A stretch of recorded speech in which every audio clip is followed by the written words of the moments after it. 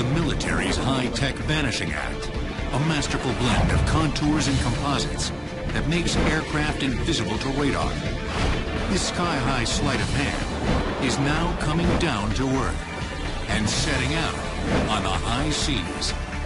Daunting, deadly, top secret. Now, stealth technology on Modern Marvels.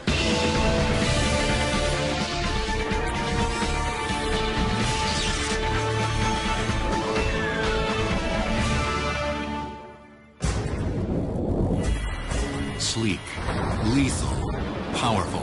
The F-117 Raptor opens a new era in stealth technology. The revolutionary concept that's changed the face of aerial warfare since the 1990s. Compared to anything else that's out there, this airplane is head and shoulders above those jets. We can get to places very quickly before people would expect us, and with stealth there, they don't know that we're going to be there. The Raptor, like all stealth aircraft, reduces its observability in 5 distinct areas. Visual, acoustic, heat, infrared, and most of all, radar. Radar, short for radio detecting and ranging, locates an object by transmitting ultra-high frequency radio waves. By measuring the time taken for the radio waves to be reflected back to the transmitter, the location, speed, and size of the object can be determined. One of the best ways to reduce the chance of detection is to create aircraft with the smallest possible radar cross-section, or RCS. An aircraft's RCS can be reduced in 2 fundamental ways. First, specially designed contours built into the airframe help deflect radar away from the source. The earliest stealth aircraft accomplished this using flat panels. The latest generation of stealth has curved panels. The second way for a plane to minimize its radar cross-section is through the materials that coat the airframe. Those materials help absorb or trap radar signals rather than reflect them. The composition of these radar-absorbing materials, or RAM, remains classified. With the F-117 Raptor, stealth technology has come of age. Manufactured by Lockheed Martin in partnership with Boeing and Pratt & Whitney, it measures more than 62 feet long, with a wingspan of more than 44 feet. Yet its radar signature is smaller than a sparrow's. In the past, achieving such invisibility required compromising aerodynamic performance. Case in point, the Raptor's revolutionary predecessor, the F-117A. But the F-117 is as speedy and nimble as it is stealthy. If you compare the F-117 to a 117, you'll notice that ours is very smooth, curved shapes, and basically where that helps us is in the aerodynamic capabilities of the airplane. We are much more agile, much more capable than the F-117, which is basically a series of flat plates, which greatly affects their aerodynamic agility capability. Designing a stealth aircraft is really not rocket science. First thing we do is we take care of shaping. Once you take care of the shaping portion of it, you've done about 90% of the stealth. And in the area of shaping, what we worry about is what we call planform shaping. Planform shaping is an airframe design strategy in which leading edges are aligned along identical angles. The goal is to predict and control the direction that radar waves bounce off surfaces, a phenomenon called scattering. The Raptor sports another key element of effective shaping. Unlike conventional planes, which feature protruding navigation and communications gear, the Raptor integrates such equipment seamlessly within its airframe.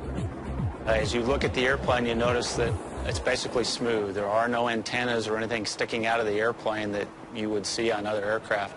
And that's because we've taken all the antennas and sensors on the airplane, and they're embedded in the leading edges, trailing edges in the aircraft itself. You can see right here, this large panel is actually our UHF radio antenna. There's one on the bottom here, there's one on the top of the wing. If you were to look at an F-15 or F-16, you'd see a blade antenna, and that's what they're using, where ours are smooth like this. Using the Raptor's advanced stealth technology, a pilot can soar undetected in enemy airspace long enough to deliver his deadly arsenal and return home unscathed.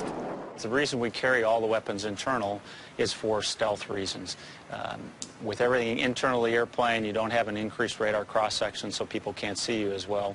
When it comes time to employ the weapon, the doors open quickly, the missile is released, and then the doors close back up to put us back in that stealthy configuration so people can't see us.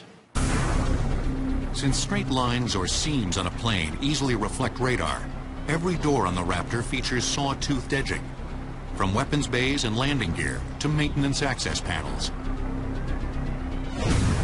The Raptor's cockpit canopy is another triumph of stealth design. Radar can penetrate a conventional canopy and reflect off the cockpit interior and the pilot himself. To counter this effect, previous stealth generations were forced to compromise the pilot's view. But the Raptor's radically redesigned 11-foot long canopy grants the pilot a 360-degree view. To make sure that we don't get scattering from the cockpit or from the pilot's helmet, we put specialized coatings on the canopy that provide it the conductivity so it looks just like a metal plate, and energy reflects off of that rather than going into the canopy and reflecting back out.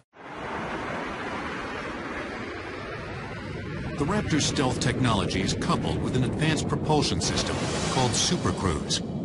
New Pratt & Whitney engines with increased thrust-to-weight ratios enable the Raptor to cruise for extended periods at supersonic speeds without the added thrust of afterburners. Earlier jet fighters, known as legacy aircraft, use afterburners when they need an extra boost for carrier liftoffs or for supersonic speed.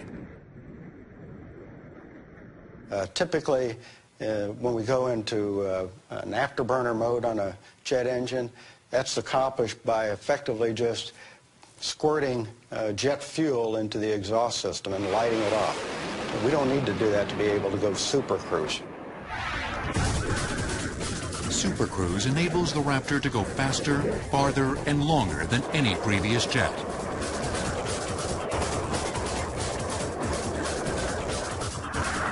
The longest a legacy aircraft can continuously fire its afterburners is about 15 minutes.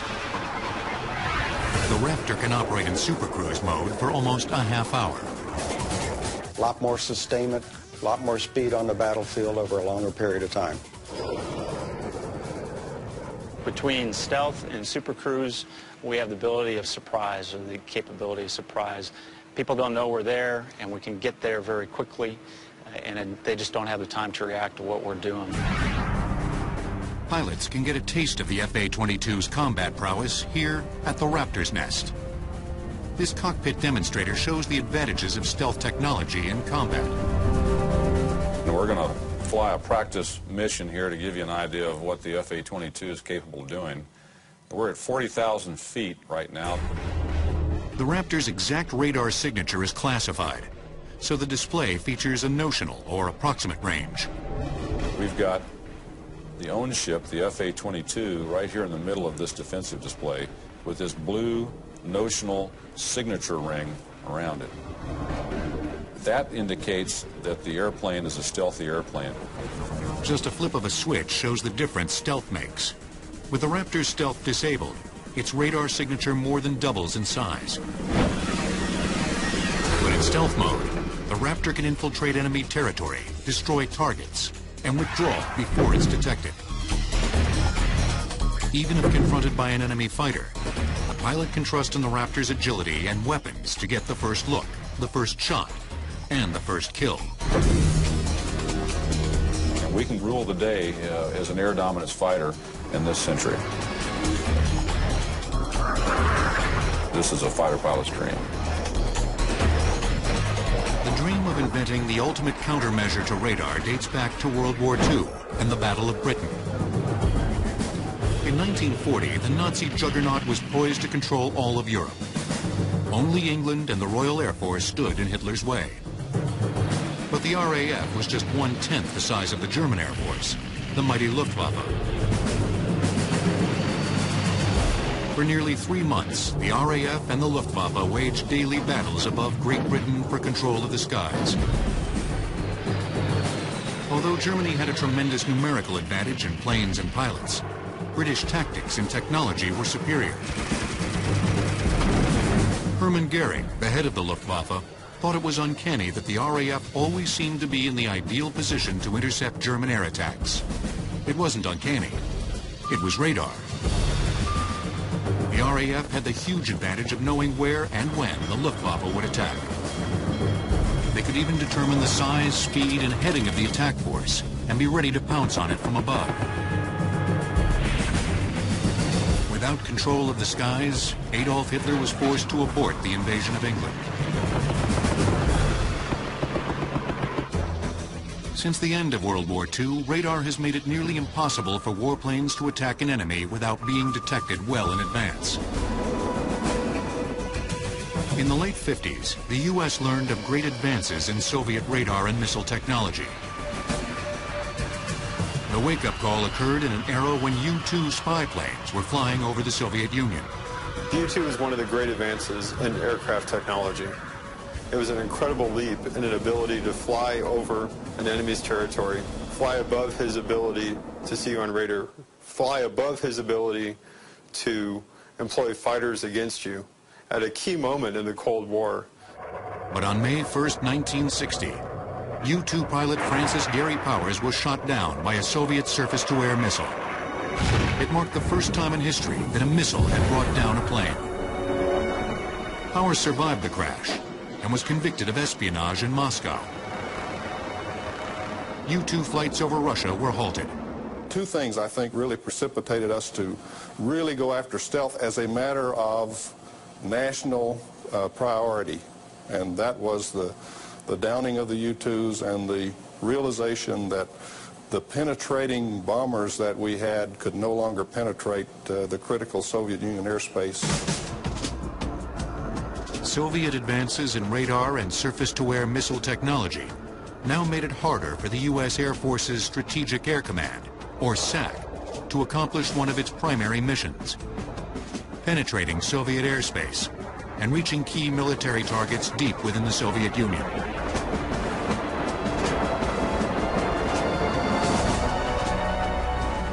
Leaders in the Pentagon reasoned that if the Soviet Union no longer feared the U.S. Air Force's ability to retaliate after an attack, it might be tempted to launch a nuclear first strike.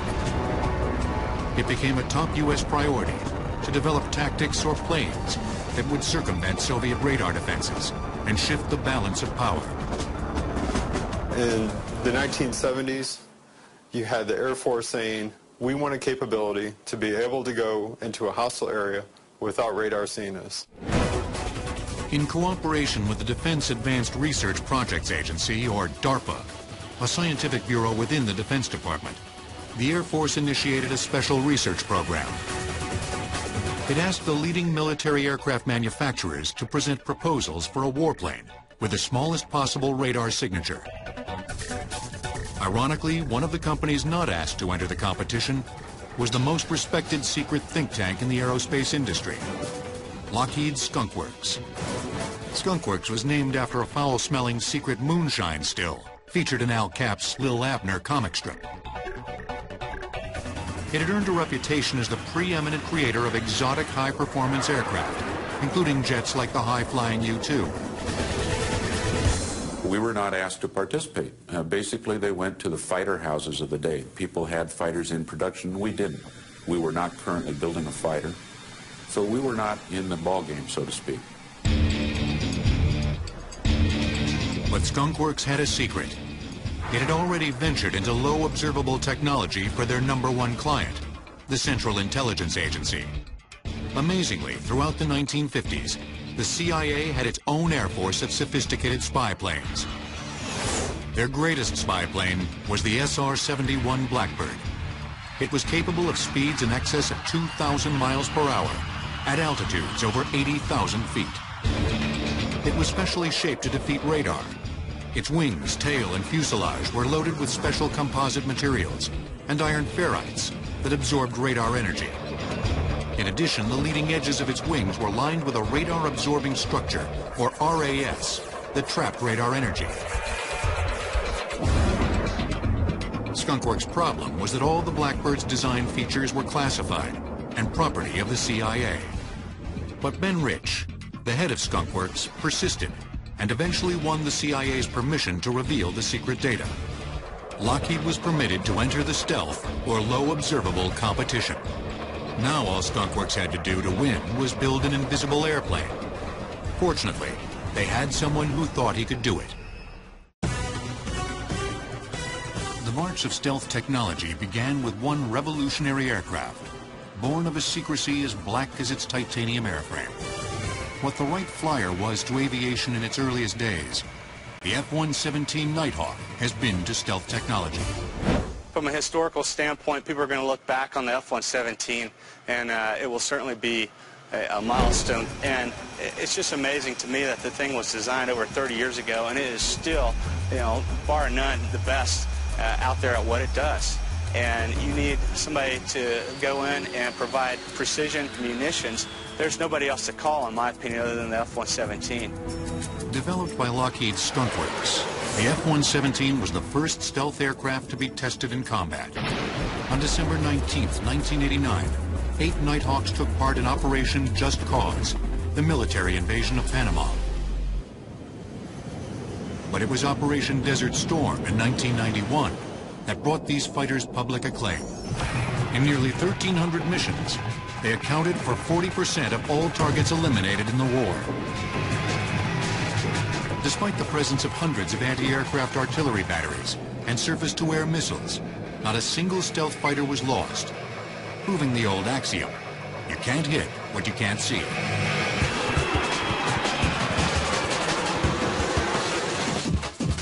Lieutenant Colonel Joseph Salata was based with a 37th Tactical Fighter Wing Night Stalker Squadron in Saudi Arabia. He flew the F-117 in the first wave of black jets to attack Baghdad. We sort of believed in stealth technology, but we hadn't really proven it at the time. I mean, we had done it in radar tests and so forth, but never in actual combat when there were actual bullets flying at you. So there was probably just a little bit of nervousness there until we saw what happened on the first night, and we saw how successful we really could be, and saw that the Skunk Works really did design a great stealth airplane. The F-117s destroyed Saddam Hussein's key command and control centers, the heart of his integrated air defense system, and vital communication centers. In just one night, the black jets all but eliminated Iraq's ability to wage a coordinated war. We had mission success rates that were unprecedented. You could almost guarantee that a target was going to be taken out by a stealth as long as we didn't have problems with weather or maintenance on our aircraft or something like that. As long as we got to the target, we had a very high success rate of killing that target. The mysterious black jet sent shockwaves around the globe, putting military planners and governments on notice that every defensive radar system in the world was now useless against stealth technology. This really changes the nature of warfare. To be able to go into a foreign country, be able to destroy a target without them even knowing you're there until the target's destroyed. They didn't know we destroyed those targets. They didn't know these planes were in country until there was smoke over Baghdad. 12 years later, in Operation Iraqi Freedom, the F-117 once again ruled the skies. As far as what was it like to fly the stealth in Operation Iraqi Freedom, well, I'll be honest, I was a little bit nervous the first night. And so you rely on your training, and everything just kind of starts to flow, just like a normal type of sortie. Throughout that whole campaign of over 100 sorties and 500 or 600 hours of flying, aircraft never took a scratch, and we were able to have about a 92% hit rate. Every combat mission that I flew in OIF, I never felt like I was being tracked. And I think from that standpoint, LO, paid for itself right there. You can get in there and get out and get your job done. The combat success of the F-117 has set the standard for all low observable technology. The plane's origins date back to the early 70s, when the Pentagon asked military aircraft makers to submit designs for a fighter jet with reduced radar detectability. Those with the best design would win a contract to build 2 demonstration planes, codenamed Av-Blue. In 1975, Dennis Overholzer was a 36-year-old software designer specializing in electromagnetic problems. In early May, Skunk Works project manager Dick Shearer asked him to solve an interesting problem. Dick Shearer then asked me, how should we shape an airplane to make it invisible? And I says, well, it's rather straightforward from a radar cross-section viewpoint. I says, you just make it out of a lot of flat panels, tilt the flat panels over, and you sweep the edges on the panels, and you put this together with a bunch of these flat panels. Well, Dick said, "You've got to be kidding me," he said. "Nobody says that." I said, "Well, you asked." Overholser created new computer software called Echo 1. It calculated how each surface of a plane would scatter radar or electromagnetic waves that struck its surface. About a year later, the march toward stealth was advanced by Overholser's mentor, a retired former Skunkworks mathematician named Bill Schroeder. He came across an obscure scientific work written 15 years earlier by a little-known Russian physicist named Peter Ufimtsev. Ufimtsev had shown how to predict the directions a geometric configuration would scatter electromagnetic radiation. For Skunkworks, it was like finding the Rosetta Stone of stealth technology. It now had the design principles that would lead to the F-117. The aircraft was designed 30 years ago by Lockheed Martin in the late 70s, and what they utilized was a type of stealth technology called a faceted shape design. And what that does is it confuses any kind of radar signal, and consequently we're able to maintain, for the most part, invisible against anybody that may be trying to detect our presence out there. The discovery of Ufimtsev's work accelerated Skunkworks' plans for a flat panel stealth design. It looked promising in theory. The only question now was how to make it fly. To this day, experimental stealth aircraft are born under a cloak of secrecy. In October 2002, Boeing unveiled its Bird of Prey. The once highly classified project ran from 1992 to 1999, testing technologies that are now industry standards. Two more recently revealed top-secret programs are a stealth helicopter, the RAH-66 Comanche, and an unmanned surveillance vehicle called the Dark Star. But no aircraft's evolution was ever as closely guarded as the F-117's. In the race for stealth technology in the mid-70s, Lockheed Martin put its money on an ambitious design. Skunkworks designers created a sketch for a plane made completely of flat sides. From above, the plane resembled an arrowhead or a diamond that had been beveled in 4 primary directions.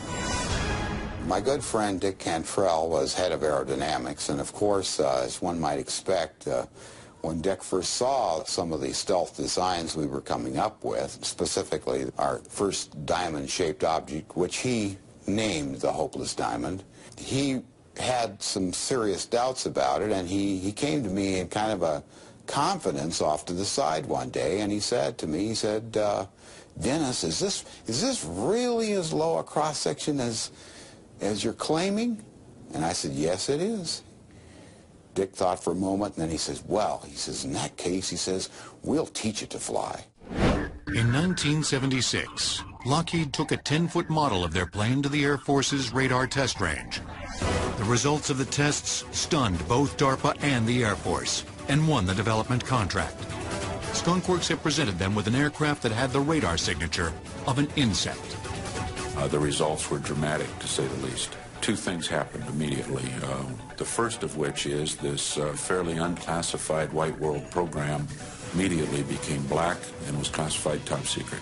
And black means in this context not just top secret, but unacknowledged. It was as black as the Manhattan Project.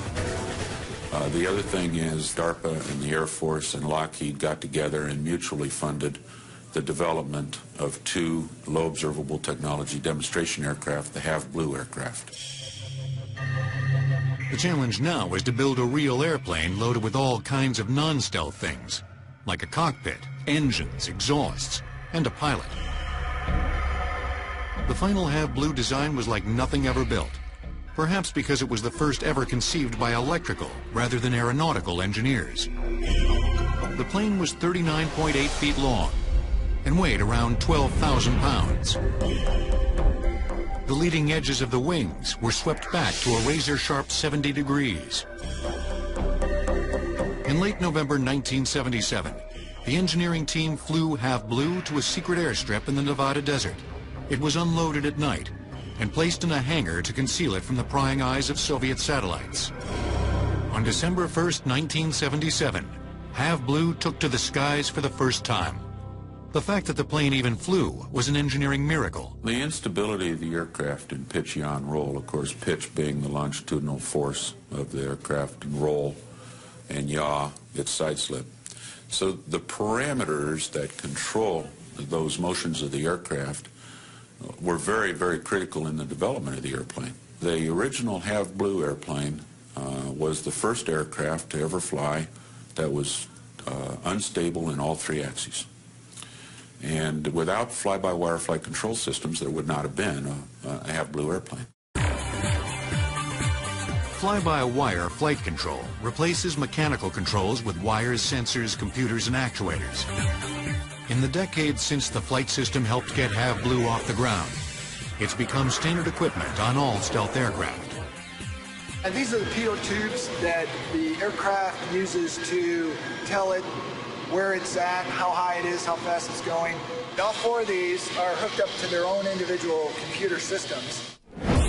Even though the pilot of a fly-by-wire system still uses the standard stick and pedals, the computers assist by making constant adjustments. On November 16, 1978, the Air Force ordered 5 full-scale prototypes, or YF-117As.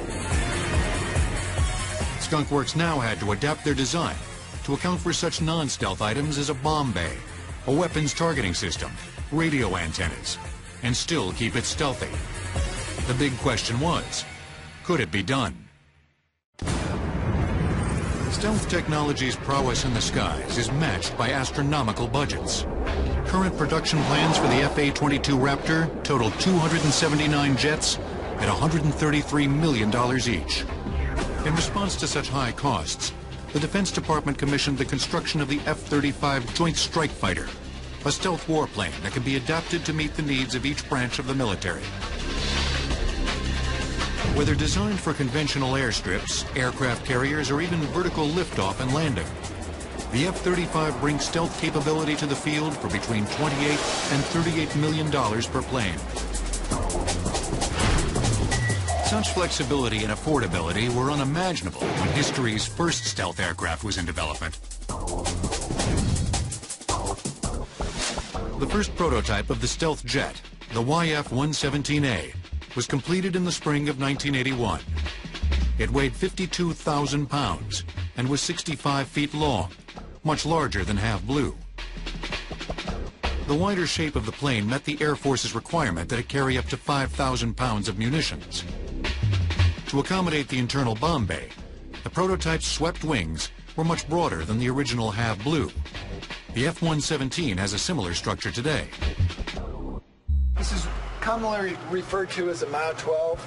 Anyway, this is where our ordnance hang on, and it's in the down configuration. It's called a trapeze, and it actually will swing up into the airplane, and then they'll close the doors. And that reduces our exposure to the radar that are looking at us. So we come in, the door's open, the bomb comes off, the door's closed very, very quickly. A desert camouflage scheme disguised the prototype's facets during daytime flight testing. The Air Force requested that all future planes be painted black for their intended role as night fighters. The F-117 is designed and has operated at night. This goes back to the black world origins of the F-117 and continues to this day. It is a night fighter. It proved that stealth technology does work. The F-117 is an incredible aircraft that has far exceeded any expectations. The Air Force ordered 29 planes. Eventually, Lockheed would produce 59 F-117s at a cost of $42.6 million per plane. One of the hardest challenges was the fact that we wanted this airplane to look just like the hopeless diamond. We wanted perfectly flat, angled surfaces to appear to the radar.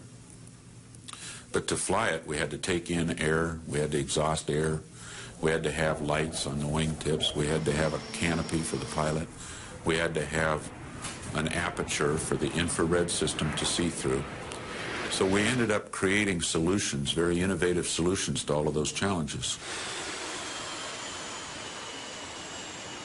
Among the most innovative of these was the platypus tail, What the platypus does is shield the exhaust system of the airplane, which is very flat and very wide. All of the air that comes out of the engine is hot and washes over the platypus exhaust, which is basically constructed of high-temperature ceramic brick. And that brick is almost identical to the space shuttle tiles. Instead of funneling all of the exhausts in a small location, what they did is they spread it out, and they utilized a special composite material on the aft end of the tailpipes, if you will. And what that does is also help to minimize the exhaust temperature. So hiding not just from the radar lookers, but also anybody that may be trying to see us from an infrared standpoint. To further decrease the prototype's heat signature, engineers eliminated afterburners, which raised engine temperature by about 30%. In October 1979, the Air Force formed the 44 50th Tactical Fighter Wing near Tonopah, a remote town in the Nevada desert. The U.S. Air Force gave Colonel Bob Jackson the task of assembling the elite group that would make the F-117s operational. Lieutenant General Dennis R. Larson was a young captain when he was recruited for the secret program. His first interview with Colonel Jackson was typical of those conducted with the program's other pilots. When I walked in the door, he said, "I want to hire you for a job.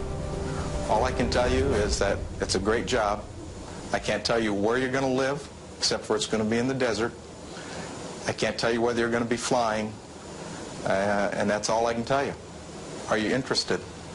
And I waited about 2 seconds, I think, or something like that, and says, "I'll take the job." At Tonopah, pilots were introduced to the black jets in a scene right out of a Hollywood movie. Normally we tried to show the pilots the airplane in the dark at night with the hangar doors just partially opened, big American flag over the top of the airplane hanging from the top of the hangar, and your heart just kind of got up into your throat. For security reasons, pilots were forced to sleep during the day and fly at night for the first 6 years. The people who worked on that fighter when it was still in the black world referred to this as the vampire convention, because they would have to rush home, get the aircraft in the hangar, and be back by sunrise. The F-117A came out of the black on November 10, 1988, when the Defense Department released this purposely fuzzy photo to the public.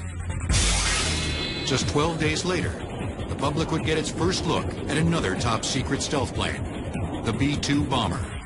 By that time, the B-2 had been in development for 7 years. It started in 1981, when Northrop's Advanced Systems Division won an Air Force competition to design a plane that could fly long distances, carry a large payload, and invade an enemy's air defense system. In short, a stealth bomber.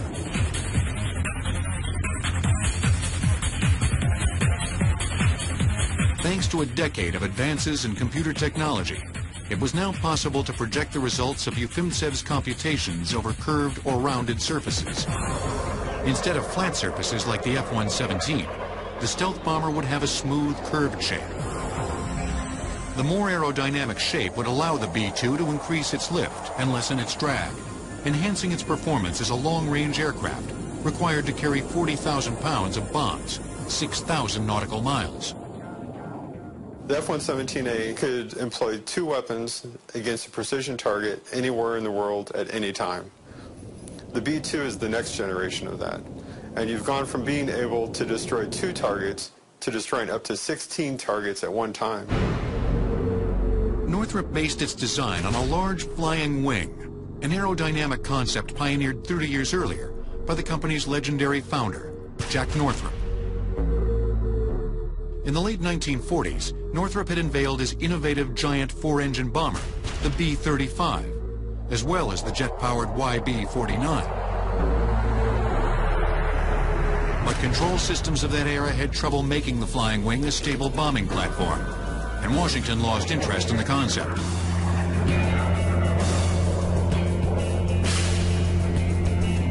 Based on the B-2 mission requirements, Northrop engineers determined that the ideal width for the B-2 was 172 feet, the identical width of Jack Northrop's original flying wing. one remarkable innovation on the B-2 was the extensive use of carbon fiber epoxy composites. Lighter than aluminum and stronger than steel, these composites also help absorb radar. The outboard section of the aircraft included a 65-foot section made entirely of composites. In fact, the B-2 is made of more pure carbon fiber material than metal. Both the F-117 and the B-2 reach top speeds of about 650 miles per hour, just shy of Mach 1. Neither carries guns or air-to-air missiles. They depend on stealth for survival, not speed or weapons. Both planes showcase stealth technology's role as a force multiplier. Force multiplier is the ability to destroy a target, to inflict the intended damage on an enemy with a smaller amount of force. In Operation Desert Storm, you have one airplane, the F-117, able to destroy one target, guaranteed with precision accuracy. When you go on to the next level of technology, you have the B-2. Or now with one airplane, you can destroy 16 targets, which really changes the whole nature of warfare. We are asked to do a number of different types of missions, one of which is to take down enemy radars, enemy SAM sites, and things like that. What that does is it enables other aircraft that may not be as stealthy, but may carry a lot more ordnance, fly through that breach in the armor, and then get their job done too. Stealth's mastery of the skies has become legendary, but that's not the only place this cutting-edge technology is making a big splash.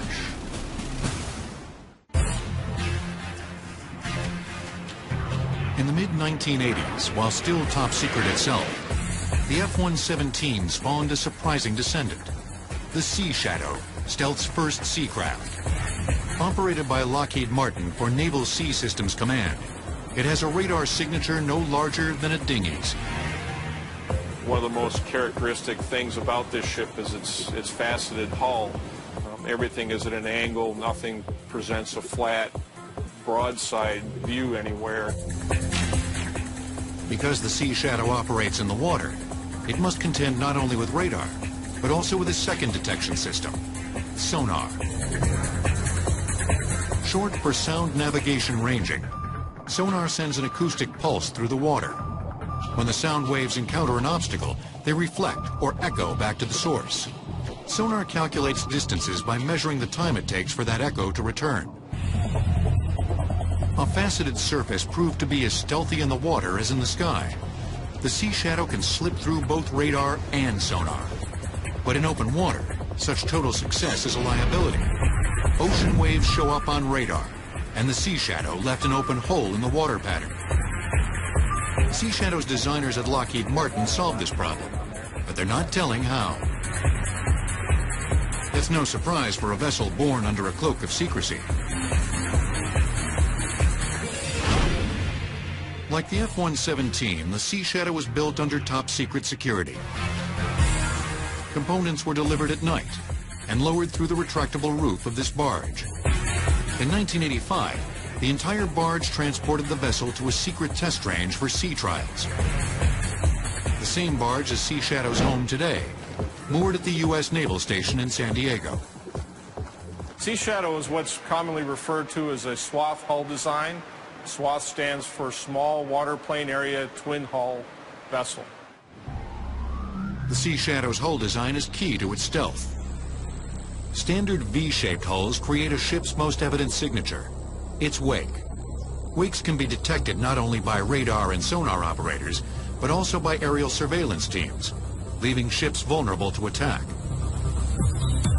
Sea Shadow's unusual hull is specially designed to avoid creating this telltale signature.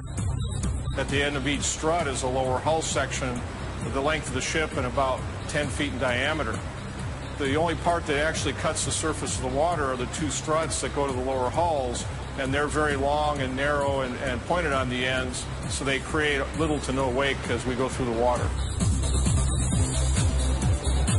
The near constant vibration of engines and generators, a dead giveaway to sonar detection, presents another challenge to stealth technology at sea. We have vibration eliminators in all piping systems. Most have two angles to them. You have a vertical vibration eliminator and a horizontal eliminator. We'll go around the corner and we will see another type of system that eliminates the vibration from the equipment itself. This very large engine is mounted on 4 vibration eliminators. Those are in the foundation of the unit, and they prevent the vibration and the noise from this large diesel engine from transmitting to the hull and thus into the water. Those 4 mounts are located at each corner. You can see that they're a thick substance. They're an elastomeric rubber.